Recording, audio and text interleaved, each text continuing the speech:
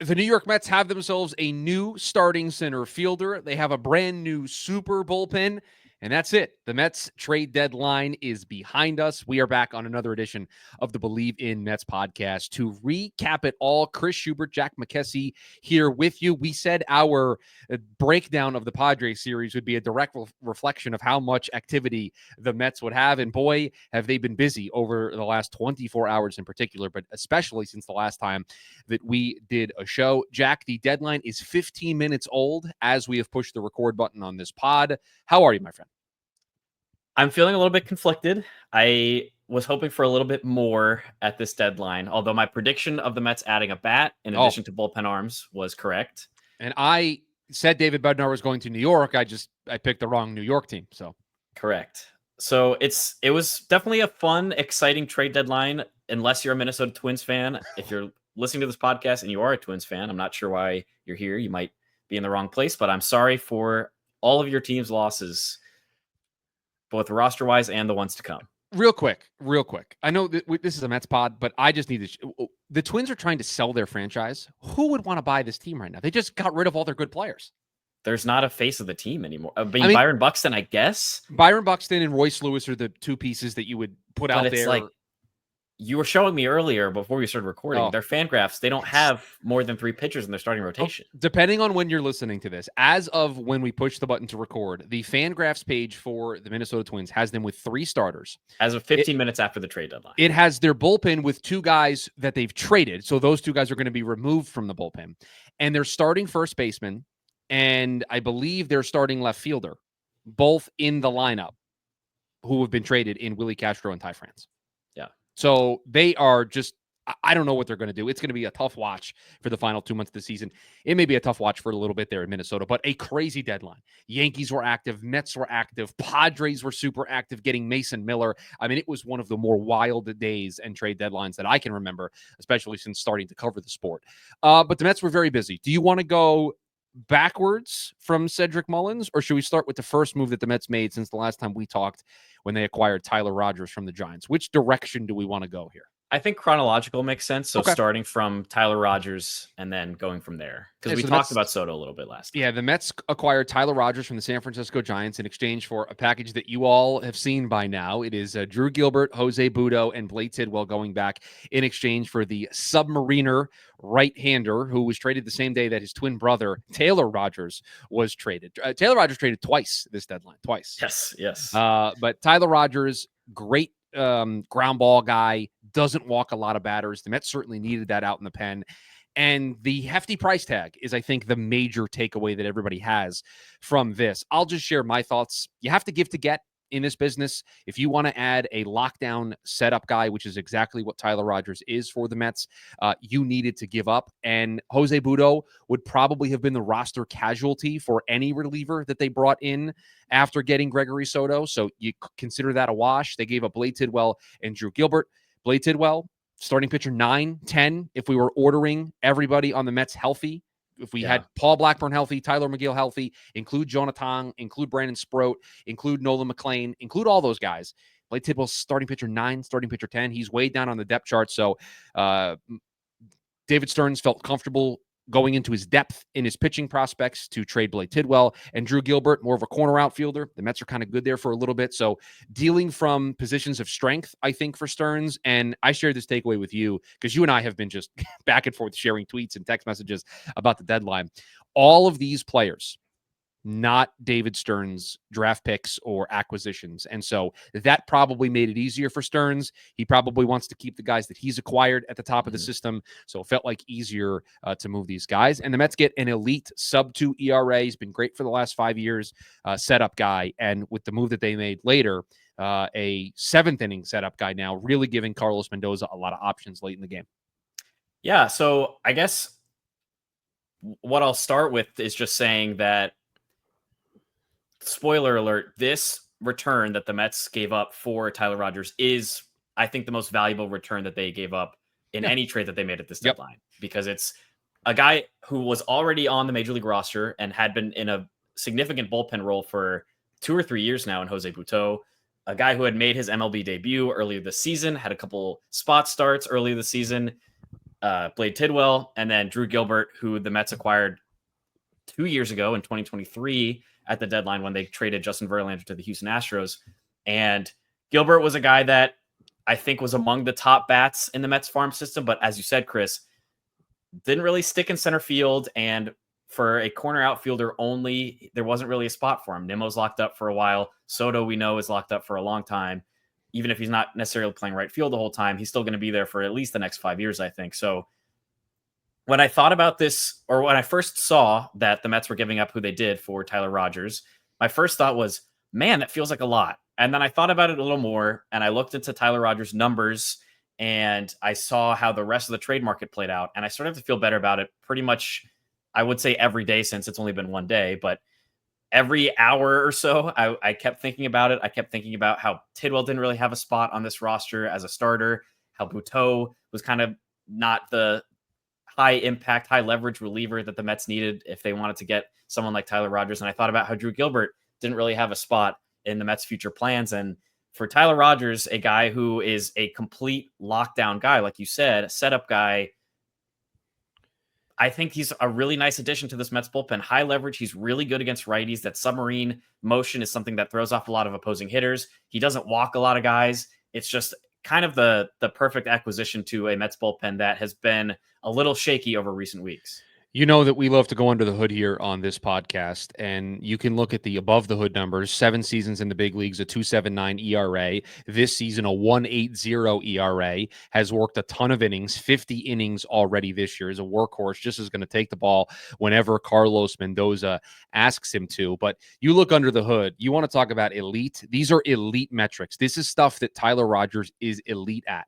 Walk rate, 2.1%. How many times have we said the Mets bullpen just walks too many guys? The Mets bullpen have guys that are just prone to giving up the walk. We go through it on a regular basis with Edwin Diaz in the 9th inning. An elite 99th percentile walk rate for Tyler Rogers. 100th percentile barrel rate. A 95th percentile hard hit rate. And a 99th percentile ground ball rate. So Tyler Rogers doesn't walk anybody. Tyler Rogers doesn't give up hard contact. His average exit velo is 99th percentile. Oh, and by the way, when you do make contact on him, it's almost always on the ground. So the Mets have found themselves an elite setup man who prioritizes not walking guys and getting that ground ball. So you're comfortable bringing him in with runners on base because he can get that ground ball double play. Yep. You trust his ability to not walk, to extend the inning. And it feels like the Mets got themselves, especially with the Ryan Helsley move, which we'll get to here in a second. Carlos Mendoza now has a second option besides Reed Garrett to deal with those inherited runners. That's my big takeaway for Tyler Rogers is now Mendoza has 2 options to where, all right, there's a runner at first. My starter's got to come out of the game. I'm trying to hold on to a lead. Who can I go to? Reed Garrett's not available. Okay, now I got to roll the dice with Huascar Brazoban or Ryan Stanek or somebody. No, Tyler Rogers now slides into that spot. Yeah, and oh, by the way, his repertoire is a sinker and a slider. Well, I wasn't. Yeah, I didn't think I needed to mention that. That's just kind of assumed at this point. Yeah, but yes, especially for a submariner guy, it's fun. A couple of other fun things that I just noticed looking at Tyler Rogers' StatCast page. First and foremost, you mentioned all of the great percentiles. Whatever. We'll just make up words. Who cares? All the red bars on his StatCast the page. Red bars. The lowest point on that page, and obviously it makes sense as a submariner, is his fastball velocity. His average fastball velocity is 83.3 miles an hour. First percentile average first fastball percentile. velo. That sinker is an 83 mile an hour sinker. And it's funny because on the right side of the StatCast page, it says what the right-handed pitcher average for the sinker speed is. And it's 94. There's an 11 mile an hour difference. Yeah. I mean, but if you watch Tyler Rogers pitch and with his motion, and this is the second fun thing that I noticed on his page that I want to bring up. His arm angle is negative 60 degrees. So if 0 degrees is a direct right angle, straight out to the side of your body, straight sidearm, his arm angle is 60 degrees below that. And so the movement that creates on the sinker and on the slider, clearly the results kind of speak for themselves in terms of his ERA, his ability to get ground balls and limit runs when he's on the mound. And I totally lost my train of thought. But the fact that he is a submariner, he has this weird motion, this weird arm angle. It's hard for hitters to pick up. it allows him to make things work despite the low velocity on his fastball. Well, I'm pretty sure it was the 2023 winter meeting. So it was David Stearns' first winter meeting as the president of baseball operations for the New York Mets. And he was asked about building a bullpen and what he prioritizes. And I can remember him talking about, and it's stuck with me ever since, is that you want to have guys that do different stuff. You want to have different arm angles, different velocity ranges, because if you always have the same pitcher, it's easier to pick up on over the course of a series, whether it's a regular season series or a postseason series. It's easier to make the adjustment. So you want to have different arm angles. You want to have relatively different stuff profiles. We know that the Mets love having sweepers. They love sinker and slider, but they like having guys who give different, unique looks. And I don't know if there's a look more unique than the one Tyler Rogers gives a team. And oh, by the way, I saw all the stats floating around on social media. I don't know if this was what the Mets were trying to do, but they prioritized two relievers this week that have really great numbers against the Dodgers, the Phillies, and the Padres. Yep. So they prioritize guys who have a good track record against the teams that they're more than likely going to be facing in the postseason. Now, let's transition to the other reliever move that the Mets made yesterday, picking up Ryan Helsley from the St. Louis Cardinals, picking up a guy who had a 3 ERA with 21 saves this season. And this is the opposite to Tyler Rogers. Tyler Rogers, the ground ball, not going to walk you, going to put the ball in play, but you're going to have weak contact. Ryan Helsley is the swing and miss guy. 99th percentile fastball velocity, 94th percentile chase rate, 86th percentile whiff rate, 76th percentile K rate, walks a little more, close to 9% on his walk rate. So a guy that gets more swing and miss, has more power stuff, has a four-seamer that he throws 99, has the cutter that he throws 93, 94, has the slider and the curve, so he's got pitches to work to both lefties and righties. And so it's just somebody who gives a different look. And again, a curveball that not a lot of Mets in their bullpen throw. So another piece out there for Carlos Mendoza to utilize. So everything that Tyler Rogers is, Ryan Helsley is kind of the inverse in terms of what the Mets are getting in that reliever. Yeah, I mean, you said it's almost like the Mets traded for the two pitchers with the exact opposite profiles in terms of what they throw, kind of. I mean, Helsley has a slider as well, but the four-seam, curve, and cutter are all distinct from Tyler Rogers. His fastball velocity is the 99th percentile. We just mentioned Rogers was first percentile. And then he's a guy that will try to strike guys out more than necessarily get those ground balls that Tyler Rogers was. And, oh, by the way, I mentioned the negative 60-degree arm angle that Tyler Rogers has, very low to the ground. Ryan Helsley's arm angle, according to Statcast, is 63 degrees, so much higher up, much more over the top. And I believe he's among the highest arm angle guys in terms of relief pitchers in MLB. And so you said it. The Mets are trying to get pitchers in their bullpen that give completely different looks. And there are they've now traded for guys on two sides of the spectrum. Yeah, and they gave up the major prospect that they gave up in the deal was Jesus Baez, one of their top rated prospects, and then a pair of pitching prospects as well. But the Mets did a good job, and we'll get to the Cedric Mullins deal here in a second. But the Mets did an excellent job staying away from the top end of their prospect pool. And I shared this with you that Fangraphs had the Mets with, I think it was like 5 or 6 top 100 prospects.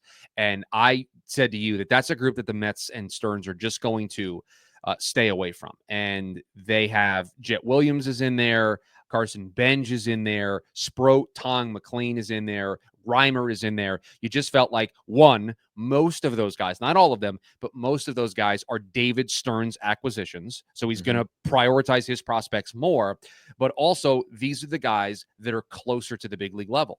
The Mets didn't touch any of their top 100 prospects in order to make this move. So anything outside the top 100 is even more of a dart throw than the prospects inside the top 100 are dart throws. So, yeah, the price tag for Tyler Rogers was hefty. The price tag for Helsley felt just right. And I think that's why when you evaluate how good a team did at the deadline, you have to look at it in total, the full complete picture. Don't go to the minute details of just one trade return, one trade package, because at the end of the day, if you flipped the returns for Helsley and Rogers, and the Mets gave up those 3 players to get Helsley, a closer who was pitching pretty well at an elite level, and they gave up the package that they gave up for Helsley for Rogers, I don't think any of us would have really batted an eye at that, because Helsley was one of the top names available at the deadline. So that's why I think it's best to just say, okay, here's who the Mets got.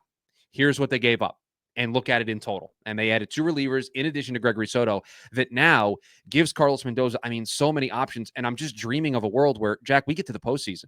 After the 4th or 5th inning, Carlos Mendoza is just going to have all of the options in the world. You're going to have Reed Garrett, Brooks Raley, Ryan Stanek, Gregory Soto, Tyler Rogers, Ryan Helsley, Edwin Diaz. Like, those are the guys available. And maybe Clay Holmes. Like he's not going to be a guy that's going to start one of the first 3 games of a playoff series. So a potential option for middle relief as well. You look at what David Peterson did last year with the postseason as a long reliever type role. And now he's definitely a playoff, a game 1, 2, or 3 starter, I think, for the Mets. But another thing about Helsley and what you were talking about returns, as far as the return the Mets give up for him versus for Rogers, I think Rogers has the potential to be a better contributor for the Mets as their setup guy. It's just that Helsley is the higher profile name. People recognize him because of leading the MLB in saves last year with his 49. But this year has been a little bit more of a struggle. His fastball, although the velo's there, hasn't been moving as much. So I'm really interested to see if the Mets make any tweaks or try to get him to add maybe a sinker so that the velo and some movement makes it play up a little better and he's able to get more of those strikeouts. The Mets needed another lefty to go along with Brooks Raley, because I don't know if Raley's going to be able to go every single day, especially in the postseason. That feels like it's going to just be a case-by-case basis. I'm sure Brooks Raley will tell you I'm available every day, but he is coming off of a major injury, and there could just be a wall that he hits there. So you needed another lefty. Check. Gregory Soto. At the time, you think Soto's going to slot in to be a 7th or 8th inning guy. Now it feels like he could be one of the first guys out of the bullpen, depending on the way the lineup breaks. And then you added 2 bona fide quality setup men to lead things into Edwin Diaz. And I think we all feel a lot better about Reed Garrett and Ryan Stanek being middle relievers that set up for this great back end. And we trust Reed Garrett and Ryan Stanek to kind of be the backup here over the 2 months when Helsley and Rogers aren't available. But the bullpen is just deeper. It's more options for Carlos Mendoza. And I know they have to get more length from their rotation, but it does feel good that even when they go to the B group is a lot stronger than it was 48 hours ago, 72 hours ago. Some of the guys who are in the B group now, like Ryan Stanek, like Reed Garrett, were in the A group before 2 days ago. And I'll tell you, this is the most trust that I've had in the trust tree in a long time. It's looking firm up near the top of the branches. Like it's looking real nice.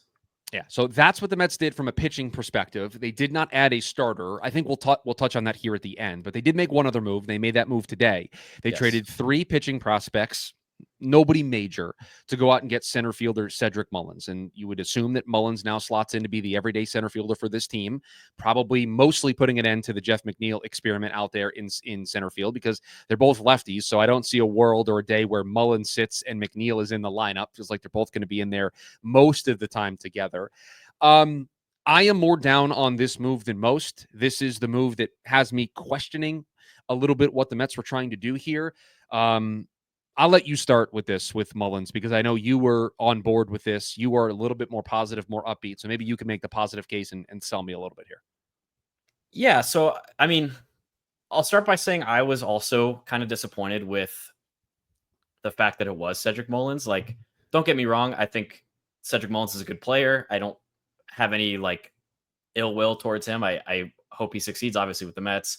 I had my hopes up for a Luis Robert caliber trade. And I think while Robert's floor is obviously lower, we've seen how bad he was for the first couple months of the season. His ceiling was so much clearly higher, based not only on what he's been doing, 2 years ago, but also over the last couple of weeks. Since June 6th, I believe is the date that I threw out there earlier in a past episode about how good he's been since then. And so for it to be Cedric Mullins was a little bit of a letdown to start with. Also a little bit confusing that some of the coverage around it, particularly from one guy at SNY, you know who I'm talking about if you know, who was talking about how Stearns with Mullins was prioritizing defense. And if you get some offensive surplus from this, then you're happy. And I was very confused by that, because Cedric Mullins is a worse defender than Tyrone Taylor, who is obviously the Mets' previous starting center fielder. But a couple things that I did discover about Mullins when I did a little bit of a deeper dive, I wanted to see what maybe the Mets saw in this guy, because when you look at the stats overall, it's hold on. I can tell you I can tell you what the Mets like in him because David Stearns is meeting with the media as we're recording, and he said, "quote We like the player. We like what he brings on both sides of the ball." So that's the answer. You don't need. You could leave your fancy numbers. That's what David Stearns just said. That gives me absolutely nothing, David Stearns. Thank you so much. Both sides of the ball. Worse defender than Tyrone Taylor and not necessarily the best hitting center fielder. However, when I looked at some of the offensive metrics for Cedric Mullins, the one thing that I really latched onto was interesting. He is a lefty hitter. And at first I was like, okay, that doesn't help anything because one of the pluses for Luis Robert was that he's a righty. He's a guy that crushes lefties. What are we going to do with another lefty outfielder to add to the mix with already Brandon Nimmo and Juan Soto out there? However, Cedric Mullins, all of a sudden in 2025, has started crushing lefties. And over the last 3 seasons, from 2022 to 2024, he was batting around the Mendoza line average-wise. His WRC plus wasn't even close to league average. Other than 2023, it was a 95, but it was 66 the year before that and 42 last year. This year, he's batting 298 against left-handed pitching, and his WRC plus is up to 143. He has an 866 OPS against left-handed pitching this year, which I think is a big part of why the Mets like what he could add to this team, because I did further digging. Juan Soto this year against left-handed pitching is batting 228. He's a 111 WRC plus, obviously still above league average, but batting average, could use a little bit of a bump.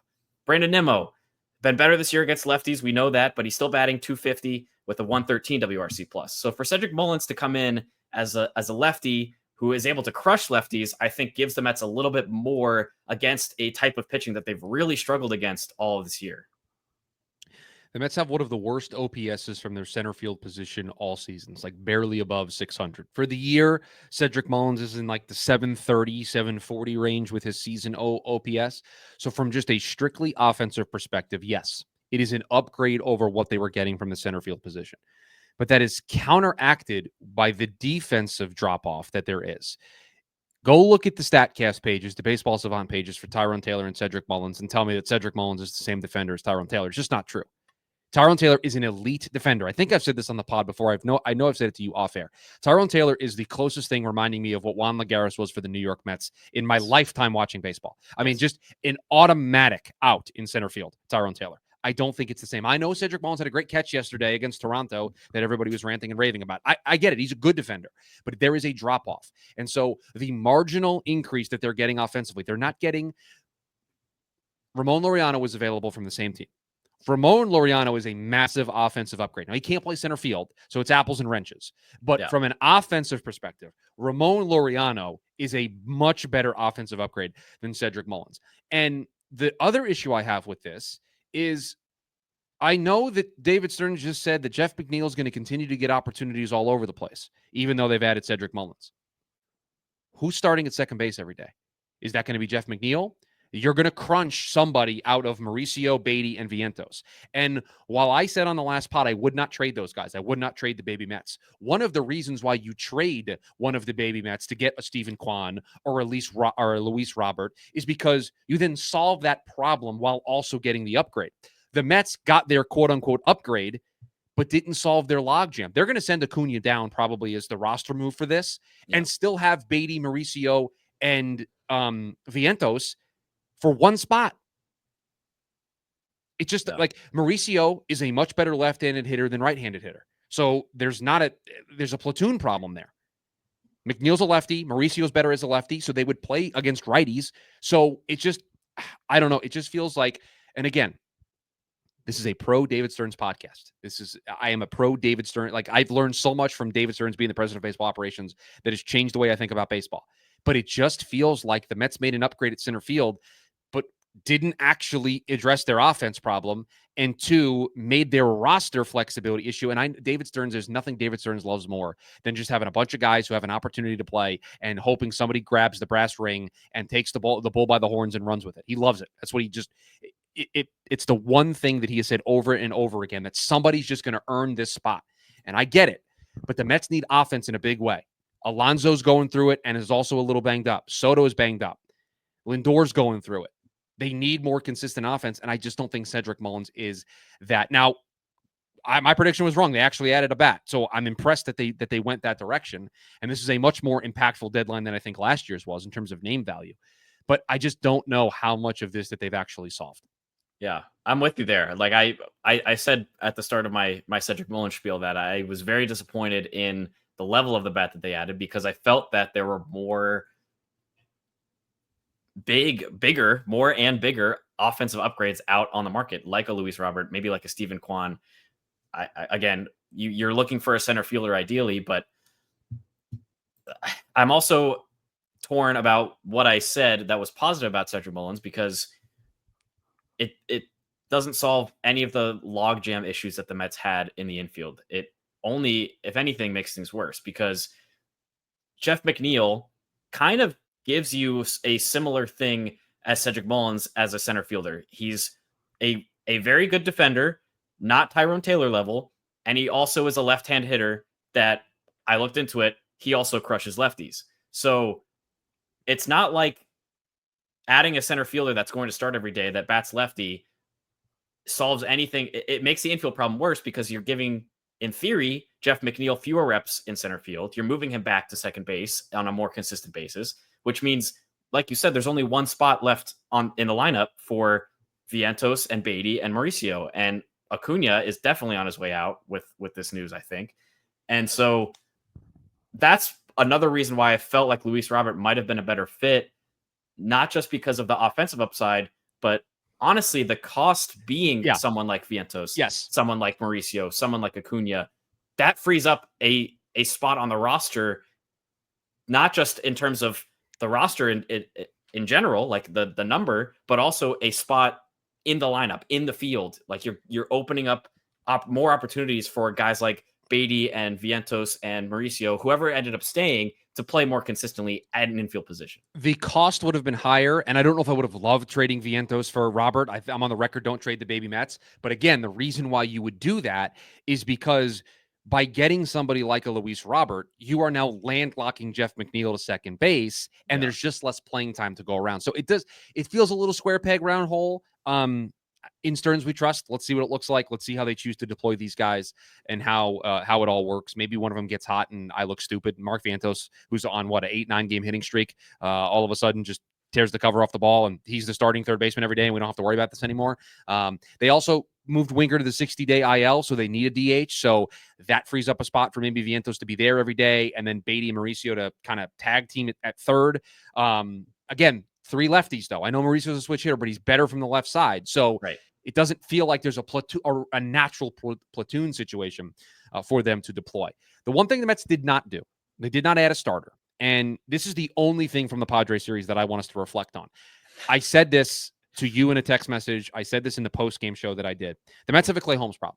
Yes. And it is not because Clay Holmes is not trying. It is not because Clay Holmes is bad. It is because Clay Holmes is clearly hitting a wall in this transition from being a closer to being a starter.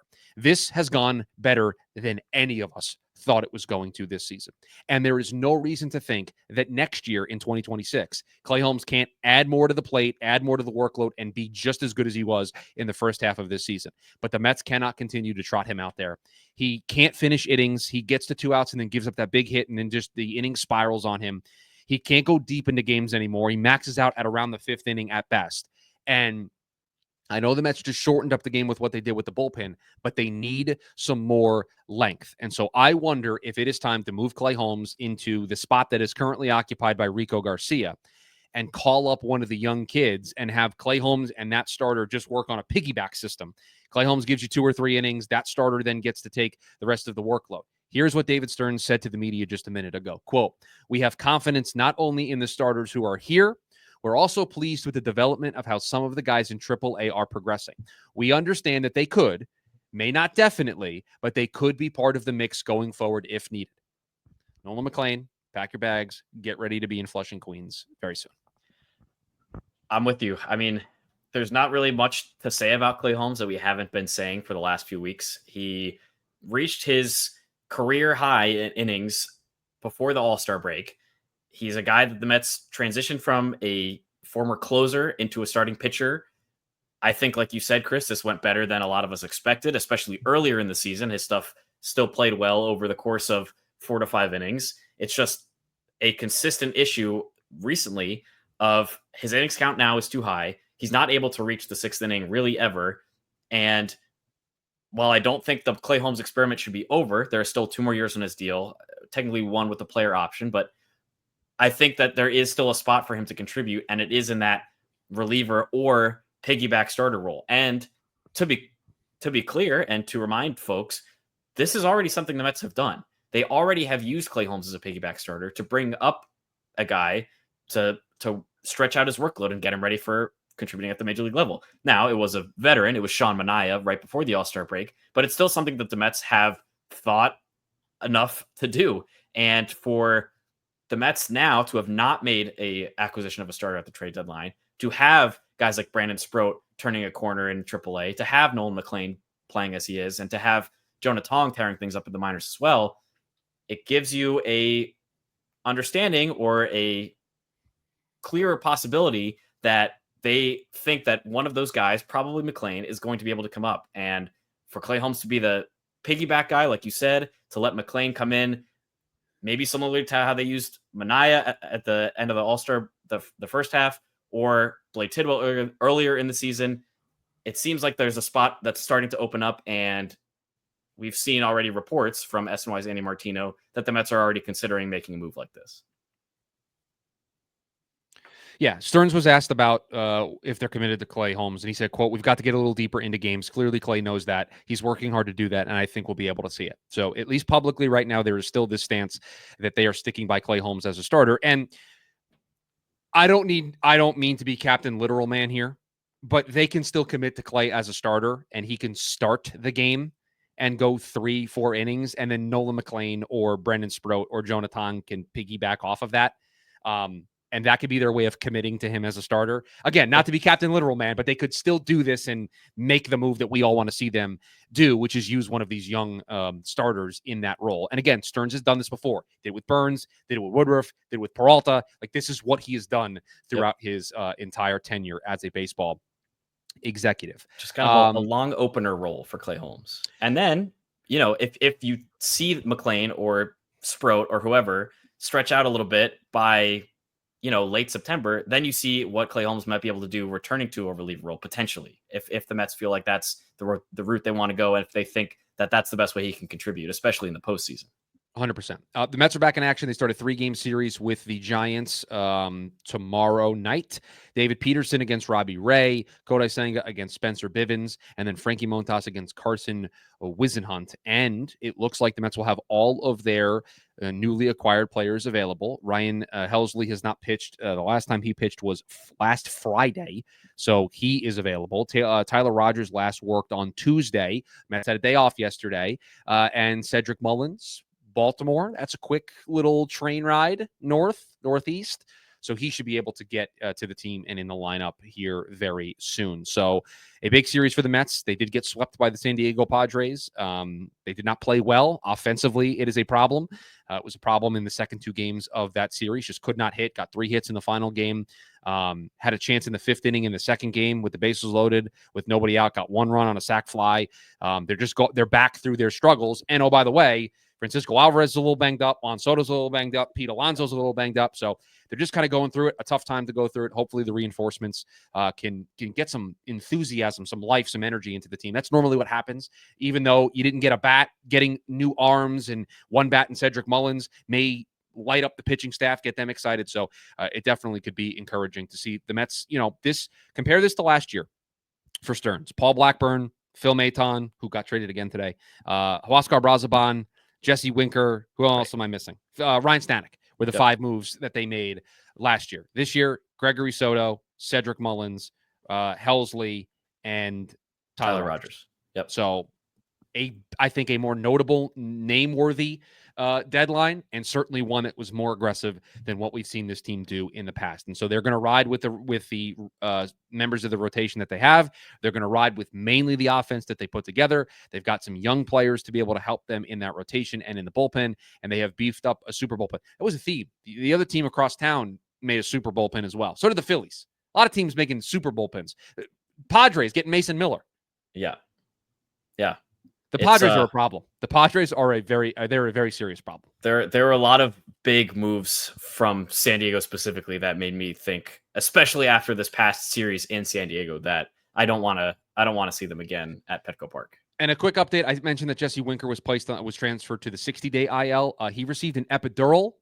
Stearns says they're not closing the door on returning this season, but it's not going to be in the month of August. So the Mets will not have Jesse Winker. So that DH spot, Starling Marte, Mark Vientos, those guys can kind of rotate through that spot and get playing time there. But that is going to do it for us in this trade deadline recap edition of the program. Please rate, review, subscribe to the podcast, share the show with a friend. We greatly would appreciate that. For those of you watching the video version of the show over on Jack McKessie's YouTube channel, MCKESSY, we greatly appreciate that. We are back after this Giant series to recap the debuts of all these new New York Mets, and hopefully they can get back to their winning ways as it's go time. There's no help coming. It's all about the way they play on the field, and they are in a battle for the top spot in the NL East. And so this is what you dream of. This is what you get excited about. And now there's 2 months of baseball to play. We are back to break down the Giant series over the weekend. Have a good one. And as always, let's go Mets. Let's go Mets.